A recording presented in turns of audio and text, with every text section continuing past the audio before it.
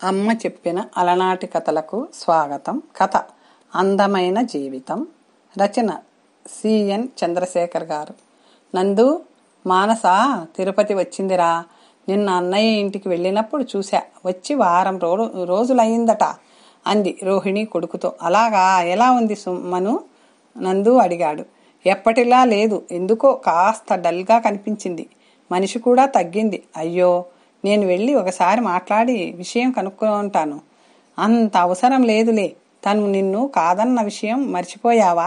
అమ్మా, తను నా భార్య కాకున్నా మామ కూతురేగా, మన కుటుంబంలోనే ఆడబిడ్డేగా. అమ్మా, నువ్వు అన్ని విషయాల్లో పాజిటివ్గా ఉంటావు. మను విషయంలో మాత్రం వేరేగా ఉంటావు. చిన్నప్పటి నుంచి నాతో కలిసి తిరగడం వల్ల భర్త అనే భావన కలగలేదని చెప్పింది. ఆ కారణం సబబుగానే ఉంది కదా. ఉంది, కానీ దాన్ని నా కోడలుగా చేసుకోవాలని ఎంతో ఆశపడ్డాన్రా. అవన్నీ ఇప్పుడెందుకమ్మా? తనకు పెళ్ళయింది, నాకు పెళ్ళయింది. అందరం హాయిగా ఉన్నాం, బంధాలు నిలుపుకున్నాం. అవసరమైతే ఒకరినొకరు సహాయపడదాం. శ్యామల కొడుకు వైపు అభినందన పూర్వకంగా చూస్తూ, నీకు ఇంత మంచితనం ఎక్కడి నుంచి వచ్చిందిరా అంది. మీ నుంచే అమ్మా. నన్ను బాధపెట్టిన వారి పట్ల నువ్వు కాస్త కోపంగా ఉంటావు, కానీ నిజానికి నీ మనసు వెన్న. ఇక నాన్నంటావా? నీకంటే మంచివారు, ఎవరి జోలికి పోరు. తన దగ్గరకు వచ్చిన వారిని ఎంతో గౌరవిస్తారు.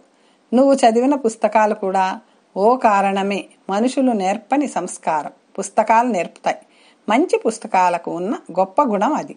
పుస్తకాలు చదివే అలవాటు నాకు నాన్న నుంచే వచ్చింది అన్నాడు నవ్వుతూ. రేయ్, నేను పుస్తకాలు చదువుతాను చిరుకోపంతో అంది రోహిణి. నాన్నంత కాదులే అంటూ నవ్వి, నేను వెళ్ళి మనుతో మాట్లాడి వస్తాను అమ్మా అంటూ బయలుదేరాడు ఆనంద్. ఆనంద్ వెళ్ళేసరికి మంచపై పడుకొని ఉంది మానస. ఆనంద్ని చూడగానే లేచి నిలబడి, హాయ్ నందు, రా కూర్చో అంది అక్కడున్న కుర్చీ లాగుతూ. ఆనంద్ కూర్చున్నాక, అదేమిటి మను, అలా అయిపోయావు? ఆరోగ్యం బాగాలేదా అని అడిగాడు ఆదుర్దగా చూస్తూ. నీకు అలాగే కనపడుతున్నానా అంది నవ్వుతూ. ఏం జరిగింది మను? నువ్వు మేడ మీదకెళ్ళి కూర్చో, నేను కాఫీ తీసుకొస్తాను. మానసకు తన తల్లి ముందు మాట్లాడటం ఇష్టం లేక తనని మేడపైకి వెళ్ళమని చెబుతోందని అతనికి అర్థమైంది. ఆ ఇంటి మేడపైన బాల్కనీ అతనికి చిన్నప్పటి నుంచి ఇష్టం. అక్కడ నిలబడి చూస్తే రాముల వారి ఆలయ గోపురం, తిరుమల కొండ మీది మెట్ల మార్గం కనిపిస్తాయి. ఆ దృశ్యాలు మనసుకు ఎంతో ఆహ్లాదాన్ని ఇస్తాయి అతనికి. అయితే ఇప్పుడు మాత్రం అతని మనసంతా మానస చెప్పబోయే విషయం మీదే ఉంది.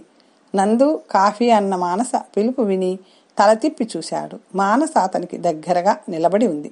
థ్యాంక్ యూ అన్నాడు కప్పు అందుకుంటూ. తర్వాత రా, అలా కూర్చొని మాట్లాడుకుందాం అంటూ అక్కడ ఉన్న సిమెంటు బల్ల మీద కూర్చున్నాడు. మానస అతని ఎదురుగా ఉన్న బల్లపైన కూర్చుంది. చెప్పు మను, ఏమైంది? రాజుకు నాకు అభిరుచుల్లో చాలా తేడా ఉంది నందు. అతనితో ఇక ఉండలేను. డైవోర్స్కి అప్లై చేయాలనుకుంటున్నాను. నువ్వు ఉండగా వేరే లాయర్ ఎందుకని నీతో మాట్లాడాలనుకున్నాను. ఇంతలో నువ్వే వచ్చావు. అంత తొందర ఎందుకు మను? తొందర? మా పెళ్ళై సంవత్సరం దాటింది తెలుసా? అతనిలో నీకేం నచ్చలేదో చెప్పు. చాలా ఉన్నాయి అతనిలో నచ్చని. నాకంటే నచ్చనివే ఎక్కువ. వాటికంటే నచ్చనివే ఎక్కువ. ఓకే, ముందుగా మనందరికీ అతనిలో నచ్చిన పాయింట్స్ గురించి మాట్లాడదాం, సరేనా? అలాగే అన్నట్టు తలూపింది మానస. అతను అందగాడు, అవునా? మళ్ళీ తలూపింది మానస. చదువుకున్నవాడు, మంచి ఉద్యోగం, మంచి జీతం ఉన్నవాడు, మంచి కుటుంబం నుంచి వచ్చాడు. అవును, ఇవే అతనిలోని పాజిటివ్ అంశాలు. ఇవి చూసే మీ అమ్మా నాన్నలు అతన్ని నీకిచ్చి పెళ్లి చేయాలనుకుని ఉంటారు. ఏ తల్లిదండ్రులైనా తమకు కాబోయే అల్లుడిలో ఈ లక్షణాలే చూస్తారు కదా.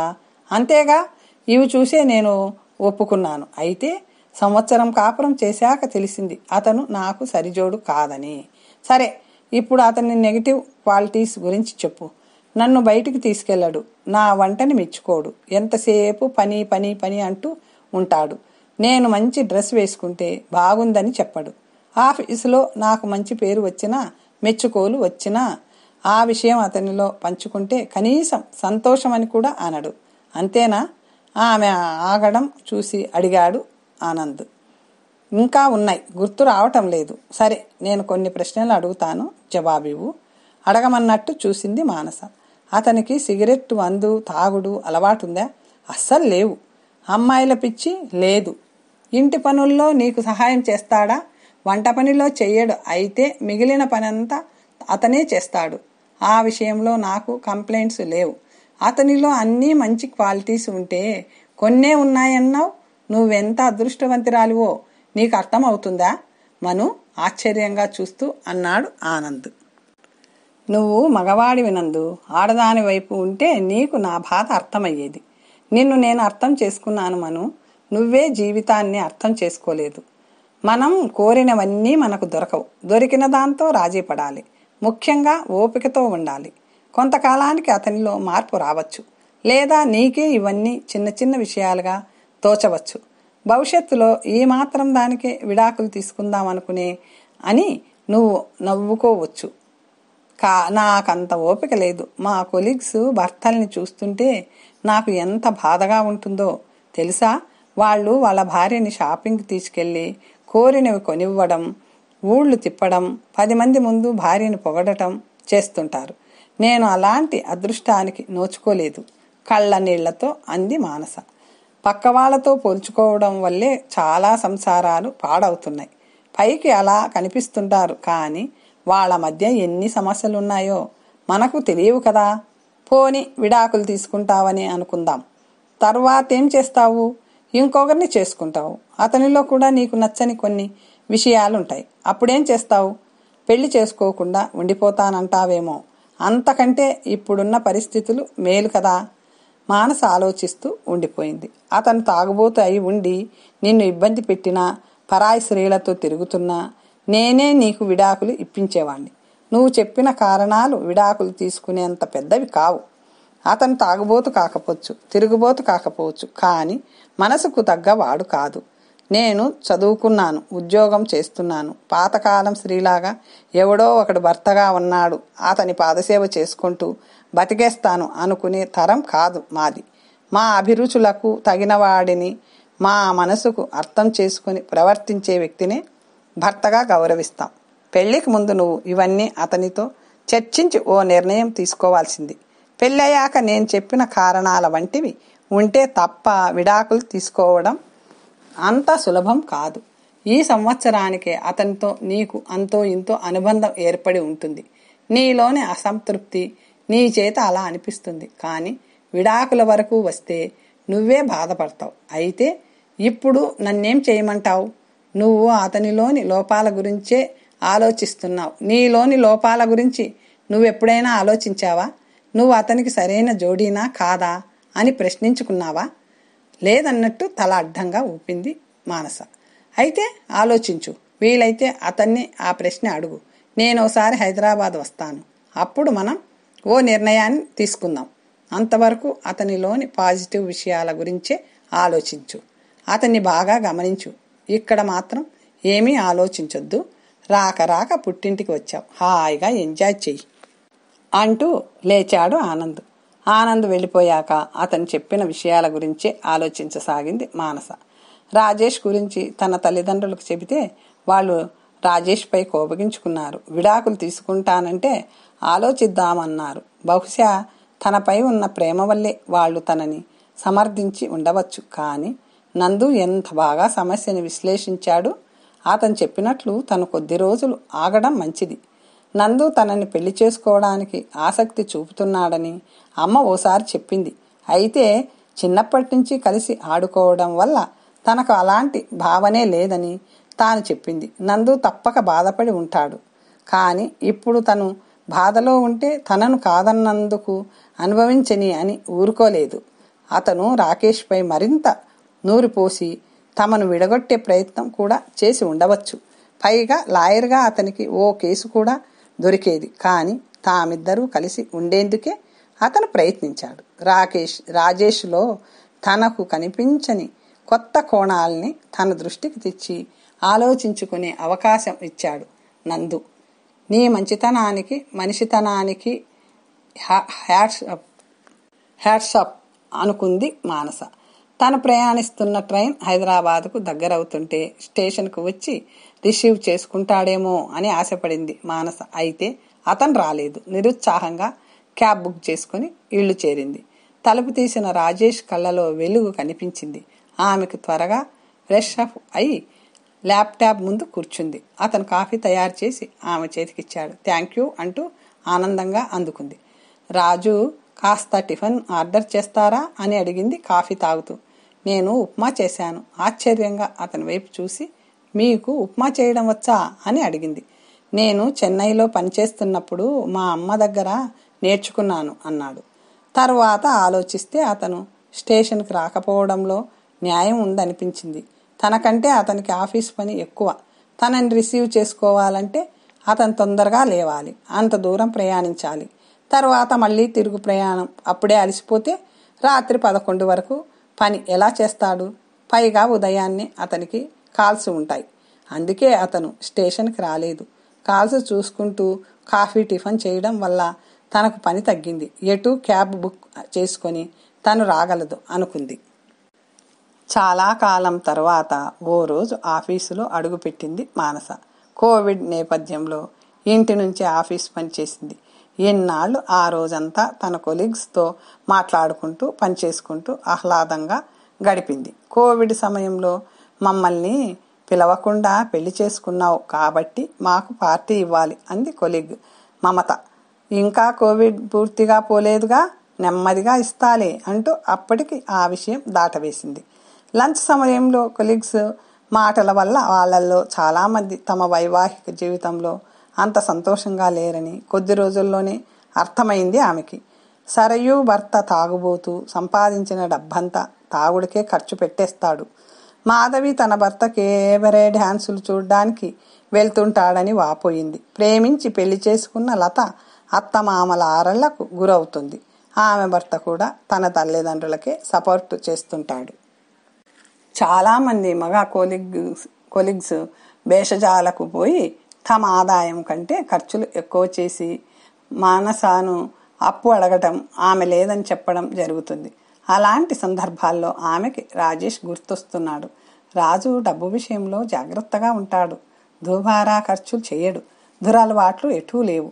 భవిష్యత్తు అవసరాల కోసం చక్కటి ప్లానింగ్ చేస్తాడు అనుకుంది. ఓ రోజు మానస గర్భవతి అని తెలిసింది. ఈ వార్త తెలియగానే మానస కంటే ఎక్కువగా రాజేష్ ఆనందించాడు. విషయం తెలిసి తల్లిదండ్రులు ఆమెని చూడటానికి వచ్చారు. అమ్మని ఇక్కడే ఉండమంటున్నాను. ఇంటి పని ఆఫీస్ పని ఈ పరిస్థితుల్లో చేసుకోలేను అంది రాజేష్తో మానస. మీ నాన్నగారు ఇంకా ఉద్యోగంలో ఉన్నారు. ఆయన ఇక్కడ ఎక్కువ రోజులు ఉండలేరు. ఈ వయసులో ఆయన అక్కడ ఒంటరిగా ఎలా ఉంటారు? హోటల్లో తింటే ఆయన ఆరోగ్యం పాడవదా? మీ అమ్మగారికి ఇక్కడ శ్రమ ఎక్కువ అవుతుంది. డెలివరీకి 3 నెలల ముందు రమ్మని చెబుదాం. అంతవరకు నీకేం సహాయం కావాలన్నా నన్ను అడుగు అన్నాడు రాజేష్. తన తల్లిదండ్రుల పట్ల అతనికి శ్రద్ధ చూసి ఆశ్చర్యపోయింది మానస. అన్నట్టే మానసను చాలా బాగా చూసుకున్నాడు రాజేష్. డాక్టర్ దగ్గరికి చెకప్కు తీసుకెళ్లడం, మందులు పండ్లు తెచ్చివ్వడం చేసేవాడు. పండ్లు కోసి ముక్కలు చేసి ఇవ్వడం, జ్యూస్ తీసి ఇవ్వడం వంటివి తనే చేసేవాడు. అతను మాటలతో ఎప్పుడూ చెప్పలేదు, కానీ తనంటే అతనికి చాలా ఇష్టమని అతని చేష్టల ద్వారా ఈ కొద్ది రోజుల్లో అర్థమైంది ఆమెకి. ఆ విషయం తల్లికి ఫోన్ చేసి చెప్పి ఆమెతో తన ఆనందం పంచుకుంది. కొంతమంది మగవాళ్ళు తరచూ భార్యతో తన ప్రేమని వ్యక్తం చేస్తుంటారు. కొంతమంది సందర్భం వచ్చినప్పుడు తమ ప్రేమను వ్యక్తీకరిస్తారు. మరికొంతమంది తమ చర్యల ద్వారానే తమ ప్రేమను తెలుపుతారు. అది గుర్తుంచే మనసు భార్యలకు ఉండాలి అంది ఆమె తల్లి సుమతి. ఓ రోజు బయటికి వెళ్దామని రాజేష్ అంటే మానస ఉత్సాహంగా బయలుదేరింది.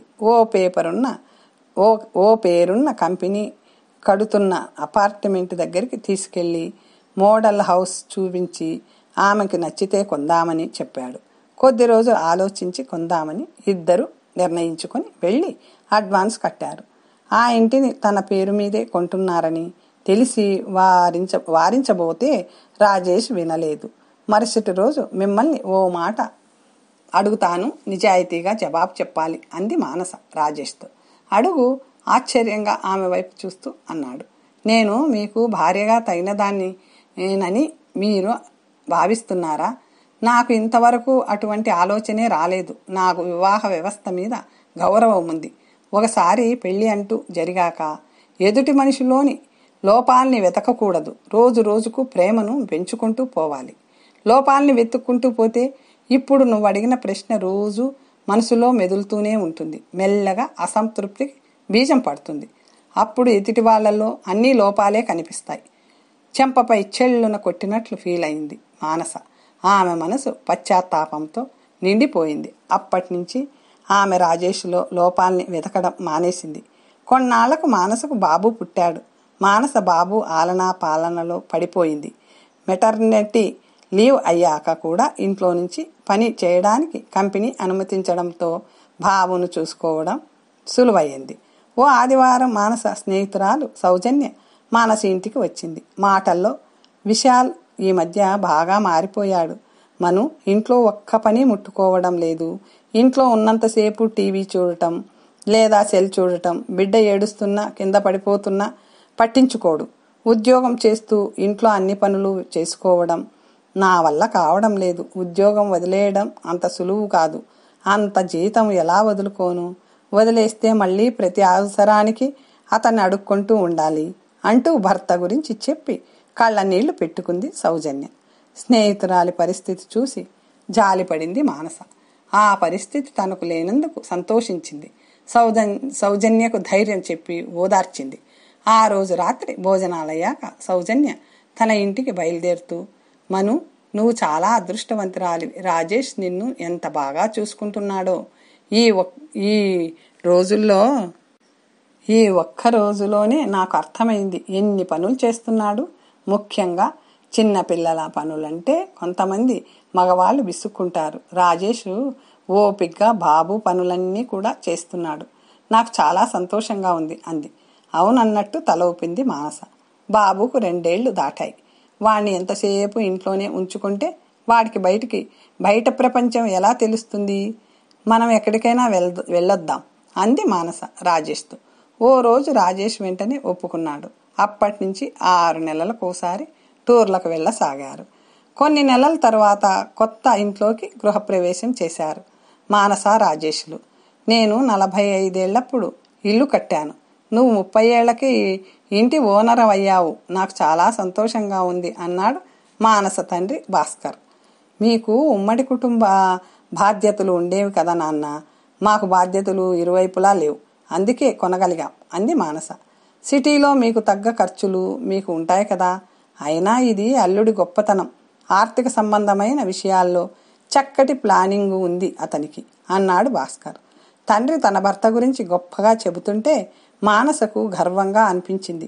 గృహప్రవేశానికి ఆనంద్ తన భార్యతో వచ్చాడు.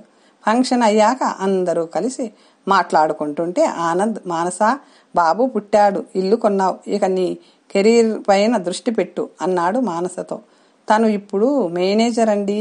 చాలామందికి తను బాస. ఇంటి పని బాబు పని చేసుకుంటూనే ఆఫీస్ పని కూడా సమర్థవంతంగా చేస్తుందంటే ఆలోచించండి తనకు ఎంత టాలెంట్ ఉందో అన్నాడు రాజేష్. మానస టాలెంట్ గురించి నాకు తెలియదా? She is a gem of A person అన్నారు ఆనంద్. తర్వాత మానస ఒంటరిగా కనిపించినప్పుడు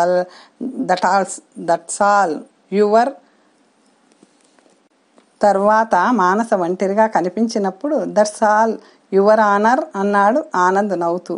మానస కూడా అర్థమైనట్లు తల ఊపి నవ్వింది సంతోషంగా. కథ సమాప్తం. మరొక మంచి